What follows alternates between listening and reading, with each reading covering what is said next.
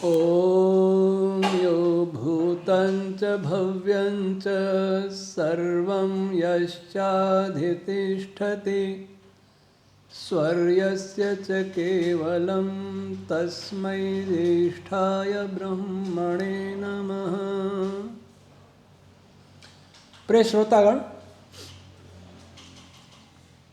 गीता के दूसरे अध्याय का 25वां श्लोक है, अव्यक्तो यम अचिंत्यो यम अविकार्यो यम मुच्यते तस्मादेवं विदित्वैनं नानुशोचितुं मर्हसि। आत्मा के स्वरूप की चर्चा करते हुए कहते हैं, आत्मा अव्यक्त है, अर्थात इसके विषय में, इसके स्वरूप के विषय में वाणी से सब कुछ बताना संभव नहीं। आत्मा वाणी का विषय है भी नहीं, और इस पर बहुत चिंतन भी नहीं किया जा सकता। ऐसा नहीं चिंतन नहीं हो सकता, लेकिन बहुत चिंतन नहीं हो सकता, स्पष्ट चिंतन नहीं हो सकता कि वो कैसा है। क्योंकि व्यक्ति जो चिंतन करता है, जो बोलता है, इंद्रियों द्वारा जो उसको ज्ञान होता है, उसके आधार पर ही बोलता है। मन के द्वारा संकल्प विकल्प करता है, मन से जैसा मनन करता है वैसा बोलता है, वैसा चिंतन करता है। जो मन के सामर्थ्य के अंदर है उस पर व्यक्ति मनन कर सकता है, चिंतन कर सकता है, और जो वाणी के सामर्थ्य के अंदर है उसको अभिव्यक्त कर सकता है। लेकिन आत्मा वास्तव में वाणी के सामर्थ्य के परे है, मन के भी सामर्थ्य के परे है। अयम अविकार्यः, इसमें कोई विकार पैदा नहीं हो सकता। सुखी हो अथवा दुखी हो, आत्मा ज्ञानी हो अथवा अज्ञानी हो, आत्मा वीर हो अथवा कायर हो, आत्मा मृत्यु लोक में हो या मुक्ति में हो, उसके निज स्वरूप में कोई अंतर नहीं आता। आत्मा अविकारी नहीं है, अविकारी है। इसका अर्थ यह है कि आत्मा कभी मरेगा भी नहीं और जन्मेगा भी नहीं। जो वस्तु विकारी होती है उसके विकार से कोई अन्य पदार्थ उत्पन्न हो सकता है। प्रकृति भी अनादि है, प्रकृति भी अनंत है, लेकिन वो विकारी है। इसलिए उससे विकृत होकर के परमात्मा के द्वारा सृष्टि बनाई गई है। लेकिन जीवात्मा विकारी नहीं है, इससे कुछ बन नहीं सकता है। और जीवात्मा विकारी नहीं है, इससे ये भी सिद्ध होता है कि जीवात्मा के कोई अवयव भी नहीं है, इसके कोई अंश नहीं है, किसी का अंश नहीं है। और लिखते हैं कि तस्मात्, इसलिए एवं विदित्वा, ऐसा जानकर। कैसा जानकर? आत्मा अव्यक्त है, वाणी का विषय नहीं। आत्मा अचिंत्य है, मन का विषय नहीं। आत्मा में कोई विकार नहीं पैदा हो सकता। शरीर मर जाए, शस्त्र काट नहीं सकता, ये बात पहले भी आई थी।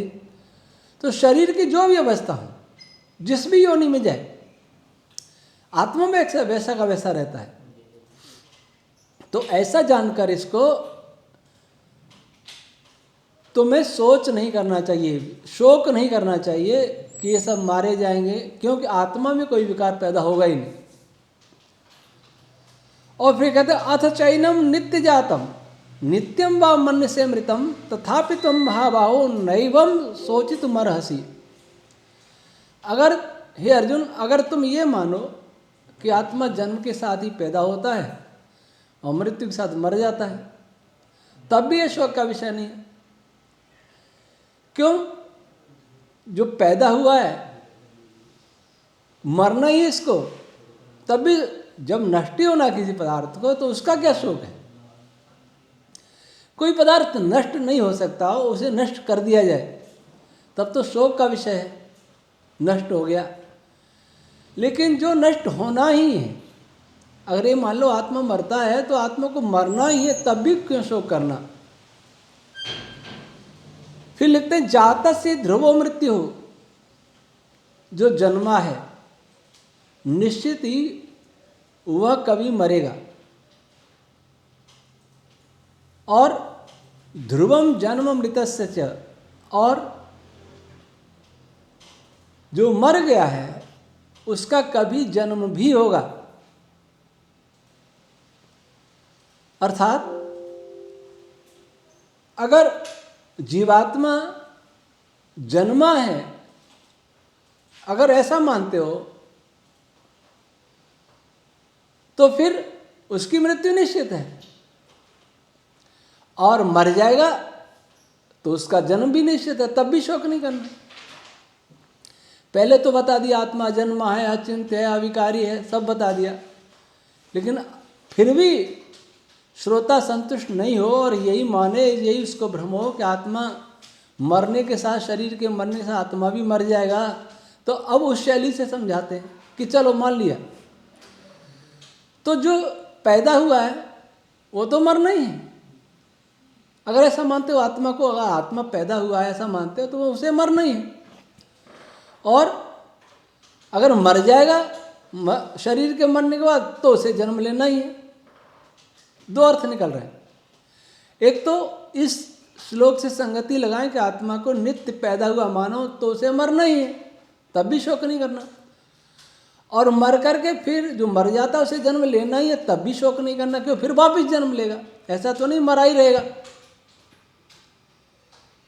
ईसाई और इस्लाम दर्शन जैसा नहीं है कि वो पड़ा ही रहेगा कब्रों में, या तो मरेगा तो फिर वापिस जन्मेगा। अब दूसरा अर्थ इसका निकलता है कि आत्मा तो नहीं मरता लेकिन शरीर पैदा होता है, और पैदा हुआ है इसको हम पैदा होते देखते हैं, मरते भी देखते हैं। तो जो पैदा हुआ है शरीर, तो उसे तो अवश्य मरना है। अब मरे या बाद में मरना तो है, ऐसा तो नहीं है कि किसी का शरीर अमर हो।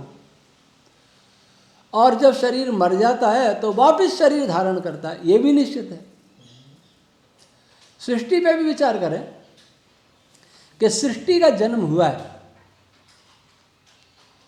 तो इसका विनाश भी होगा।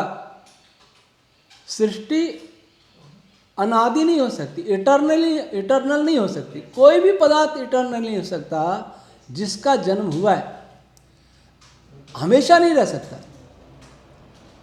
और अगर इटर्नल है, कभी नहीं बनी तो कभी नष्ट भी नहीं होगी। लेकिन हम तो बहुत सारी चीज़ें नष्ट होते देखते हैं। हम अणुओं को नष्ट होते देखते हैं। अणु मतलब आज की भाषा में कहते तो मॉलिक्यूल्स, एटम्स को नष्ट होते देखते हैं, आयनों बदलते देखते हैं, और भी कणों को दूसरे बदलते देखते हैं। अर्थात मृत्यु सब जगह देखते हैं। तो जो जन्मा उसकी मृत्यु हम देख रहे हैं, और हम बनते हुए भी देखते हैं। नए नए जीव पैदा हो रहे हैं, शरीर, आत्मा नहीं। हम बहुत सारे अणु मॉलिक्यूल्स भी पैदा होते देखते हैं, अनुभव करते हैं रासायनिक क्रियाओं में। तो जो जन्मता है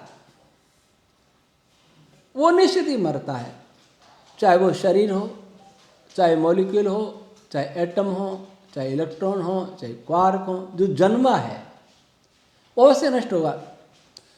और जो नष्ट हो सकता है वो वापस नष्ट होकर के फिर जन्मेगा। ये एक सिद्धांत दे दिया कि कोई भी वस्तु जो विकारी है वो परिवर्तित होकर के जन्म ले लेगी, एक आकार ले लेगी। लेकिन जो आकार लिया है जिसने, वो आकार उसका नष्ट भी होगा। और जिसका नष्ट भी होगा फिर वो सदैव नष्ट नहीं रह सकता, वो पुनः जन्मेगा। क्योंकि जन्म से मृत्यु हुई थी, और इसलिए मृत्यु से भी जन्म अवश्य होगा। जैसे रात के पश्चात दिन, दिन के पश्चात रात होती है, वैसा ये जन्म मरण का चक्र चलता ही रहेगा, अटल है।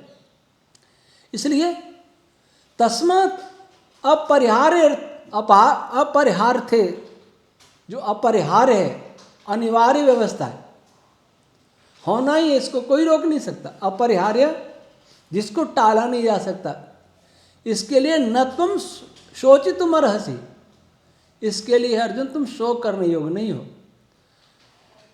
यह व्यवस्था हमारे अधीन नहीं है, ईश्वर के अधीन है, अटल है।